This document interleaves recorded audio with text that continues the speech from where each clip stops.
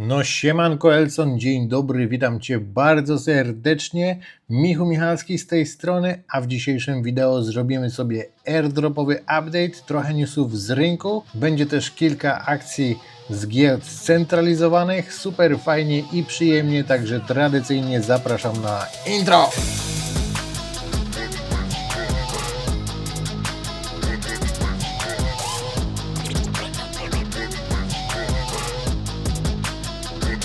Dobra, na początek wbijamy na Dropstab. Total Market Cap 3,10 tryliona. Dominacja tutaj lekko spadła, ale nie za wiele. Fear and Greed Index mamy 27 punktów, więc w sumie bez zmian. Bitcoin 90 tysięcy, Ethereum 3200. Mieliśmy lekką pompkę przed ogłoszeniem cięcia stóp. W ogóle mamy w końcu cięcie stóp procentowych w USA w ogóle, tak jak zresztą wszyscy zapowiadali, więc idziemy w dobrym kierunku, jednak jakiejś konkretnej reakcji na rynku nie ma. Spójrzmy sobie, co tutaj mamy w Activities. Jeśli chodzi o reakcję rynku na cięcia tych stóp procentowych, to trzeba będzie oczywiście trochę poczekać, zanim oni tam rozgrzeją dobrze te drukarki. Mamy tutaj kampanię Oktra. Zaczyna się ona 18 grudnia. Mamy również ICO od Rainbow, to jest akurat portfel non-custodial.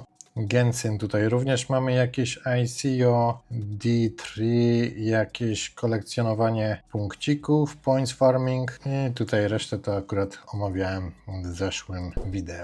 Dobra, wbijamy sobie na Crypto Bubbles. Night to jest w ogóle airdrop od Midnight, znaczy Midnight od Cardano. Midnight to jest pełna nazwa tego tokena po prostu. Ja kiedyś sprawdzałem, co to w ogóle jest i tutaj bardzo łatwo było się zakwalifikować. Powiedziałbym, że to był taki airdrop z czasów 2022-2023, gdzie tylko potrzebowaliśmy trzymać nasze asety na portfelu. Kwalifikowały się tutaj portfele trzymające więcej niż $100 w Bitcoinie, Cardano, Ethereum, TRX jeszcze tutaj był, także było tego dość sporo i zakwalifikowało się dość sporo walletów, tylko że nie było to w ogóle jasne za bardzo, co tutaj trzeba zrobić. No i jednak trochę to skomplikowali moim zdaniem. Tutaj jest ich strona i trzeba się było tutaj zarejestrować w jakimś konkretnym czasie. I teraz ten airdrop jest podzielony tam na 4 części, odbieramy po 25% co 90 dni, ale sprawdzałem moje tokeny, na przykład ADY, no i niestety, tak jak mówiłem, trzeba się było tutaj w pewien sposób zarejestrować, z tym, że wtedy, kiedy ja robiłem akurat research, to ta strona im padła. Także to jest airdrop po prostu godny Cardano. Wiem, że tam na Cardano bardzo dużo się zmieniło, ale kiedy eksplorowałem ten ekosystem i robiłem transakcję na DEX-ie, to ta transakcja leciała przez tydzień. Tydzień trzeba było czekać na odebranie środków z tego swapa. No i podobnie było tutaj, a później po prostu olałem ten airdrop, ponieważ nie za dużo było informacji. Ja przeczytałem tutaj ich medium, ale tutaj była jeszcze ta druga faza Scavenger Mine. Trzeba było tutaj rozwiązywać jakieś krzyżówki, puzzle, jakieś coś takiego. Tutaj widzę, że chyba ta faza jeszcze trwa, bo do końca zostało 28 dni. Albo i nie, ze względu na to, że ten licznik w ogóle się nie zmienia. Sprawdźmy reset session. No tutaj też nie działa. Nie, tutaj już chyba jest raczej po zawodach. No ciekawe, jak ta sytuacja się rozwinie z tym airdropem. Ja po prostu olałem sprawę z tego względu, że strona przestała działać. Dobra, wróćmy tutaj na nasze kryptobąbelki. Sprawdźmy sobie tygodniówkę. Tygodniówka też wygląda bardzo słabo. Raczej przeważa kolor krwisty, ale wejdźmy sobie tutaj. I tutaj również wejdźmy sobie na tygodniówkę i zobaczcie, co robi Luna Classic. Tutaj normalnie w ciągu kilku tygodni prawie 400%. I podobnie jest na tej nowej Lunie, jak i zresztą na UST.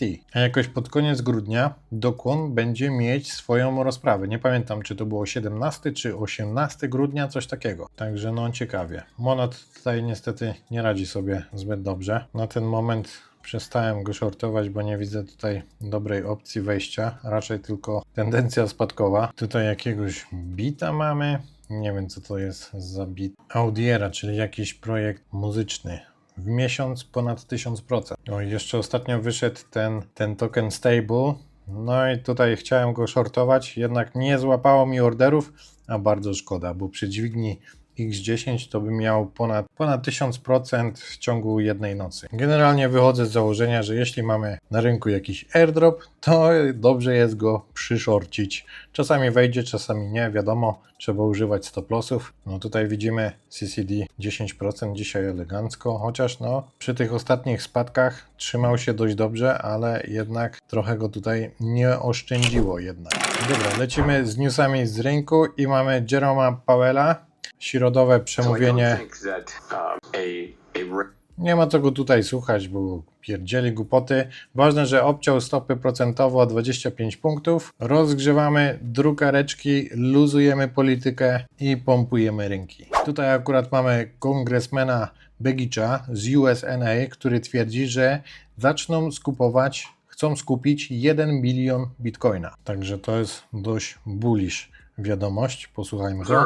Federal initiative to ensure that the United States holds a meaningful position in the most important decentralized financial network on earth. With an eye to fiscal responsibility and innovation, the legislation outlines a plan to phase in the acquisition of up to 1 million Bitcoin, or roughly 5% of its total final supply over 5 years. Importantly, this will be done without raising taxes or increasing government debt. The Bitcoin Act is designed to be budget neutral, relying on Federal Reserve remittances, which exceeded $76 billion in 2023, gold certificate revaluations, unlocking additional capital without new spending, and updates to the Exchange Stabilization Fund. These mechanisms allow us to build a strategic reserve without burdening taxpayers, while also potentially offsetting long-term national debt. Więc chcą skupić 1 milion, nie wykorzystując do tego pieniędzy podatników. Co za tym idzie, ta drukarka musi być dobrze rozgrzana. Tutaj również mamy wiadomości z rządu USA, CFTC Chairman, czyli Caroline Pham, która twierdzi, że używanie bitcoina, jak i kryptowalut jako zabezpieczenia może przynieść tryliony do marketu USA, na rynek. Dzisiaj w ogóle scrollując Twitterka, znalazłem tutaj takiego newsa, że 20-letnia wygrana loterii odmówiła 1 miliona dolarów, wymieniając go na 1000 tygodniowo do końca jej życia. No nie wiem, jaka jest wasza opinia. Tutaj CZ napisał, że w sumie lepiej by było wziąć 1 milion i kupić bitcoina albo BNB i wtedy żyć za resztę życia za ten 1000 tygodniowo. Przeliczając, że będzie żyć 100 lat, dostanie około 5 milionów. No powiedzmy, że będzie żyć 60 lat. W tym momencie ma 20, więc 40 lat, 1000 dolarów tygodniowo to było lekko ponad 3 miliony 120 tysięcy chyba, jakoś tak. Ale musicie wiedzieć, że ludzie, którzy nie są obyci z finansami, zwykle gdy dostają taką dużą wygraną, wystarczy im kilka lat, żeby roztrwonić te wszystkie pieniądze i dalej wracają do zera. Więc może i to jest lepsza decyzja, wykorzystując taką opcję, jeśli w ogóle ona jest, żeby dostawać 1000 tygodniowo. Fajna wypłata. Dajcie znać w komentarzu, jakie jest wasze zdanie. Tutaj mamy coś ciekawego dla miłośników perpdexów, ponieważ ENA wypuszcza swojego własnego Hiena. Nie wiem, czy tak to się czyta. Perpdex, gdzie za zabezpieczenie możecie zarabiać USD, tam jest oprocentowanie chyba 4%. Ja za bardzo tych perpdexów nie lubię, nie farmię, ze względu na to, że rynek jest mega przelewarowany, no i bardzo dużo likwidacji jest na rynku. Wydaje mi się, że to również nie jest zbieg okoliczności, że powstał taki hype właśnie na ten farming na perpdexach, ponieważ naprawdę trzeba mieć dobrą strategię, żeby wyjść na tym przynajmniej na zero, bo póki co to wszyscy farmią jakieś punkty. Ja wiem, że airdrop od Hyperliquid czy od Astera wynagrodził tych, którzy grali tam od początku, no ale z biegiem czasu robi się tam coraz bardziej tłoczno, coraz większy wolumen trzeba wyrobić, żeby zdobyć kilka punktów, a finalnie nie wiadomo, czy to odpłaci. Trzymam za was wszystkich kciuki, ale ja tego tematu akurat nie dotykam. I tutaj dobra informacja dla tych, którzy farmią Lighter. Lighter to jest perpdex na base i Lighter właśnie przeskoczył wolumen Hyperliquid. To jest akurat wolumen jednodniowy, ale widać tutaj dość spore zainteresowanie Lighterem.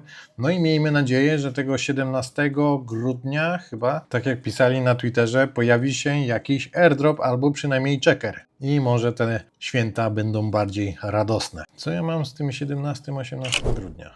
Lecimy dalej na airdropy. Mamy airdrop od Kia, czyli Kio Finance. To jest DEX na Sonium. Jeśli robiliście pierwszą kampanię albo drugą kampanię na Sonium, to tam trzeba było robić swapy i właśnie tam było KIO. Ja z tych swapów zebrałem tutaj trochę punktów. Sezon drugi akurat dostałem 181 tysięcy, no i wymieniłem te 181 tysięcy w KIO na USDT, dostałem konkretnie $5. No ale nie liczyłem w sumie na żaden airdrop, także lepsze te $5 niż nic. A my lecimy dalej, Diamond X. Tutaj miał być ten airdrop cyca, CYC.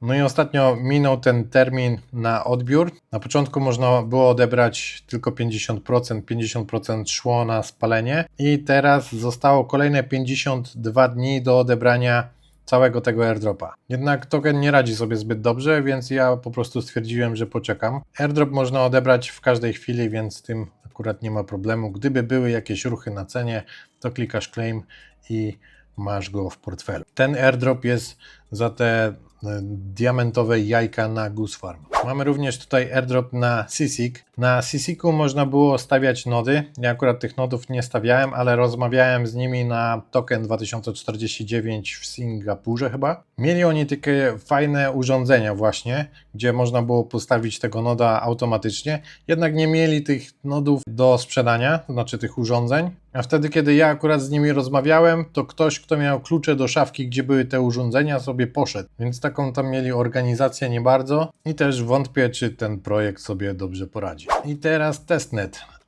ARK Finance, pokazywałem Wam ten testnet tutaj w tym wideo. Pokazywałem Wam również tego DEX-a. Tutaj na początku można było mintować takie NFT-ki, żeby zdobyć wyższą rangę. No i w tym momencie mamy właśnie dostęp do tego DEX-a. I po zalogowaniu, o właśnie, wychodzi na to, że nie mam dostępu, bo muszę wymintować 20 sztuk, czyli codziennie muszę przyjść, puścić tweeta i to jest bardziej taki engagement farming, niż oni chcą tutaj cokolwiek testować, wydaje mi się. Za to mam drugiego DEX-a, Syntra i tutaj już możemy sobie elegancko robić swapy. Oczywiście mamy same stablecoiny plus ten ich token, czyli SYN. Możemy sobie zrobić takiego swapa na przykład, że wymienimy połowę tego USDC na ten ich token i później można stawiać pulę płynności oczywiście. Zabawa jest totalnie darmowa na testnetowych tokenach. Testnetowe tokeny można odebrać z oficjalnego kranika. Leci tam z niego 10 USDC i 10 USD, nie, tam jest jakieś euro C, ponieważ ARK to jest projekt od Circle.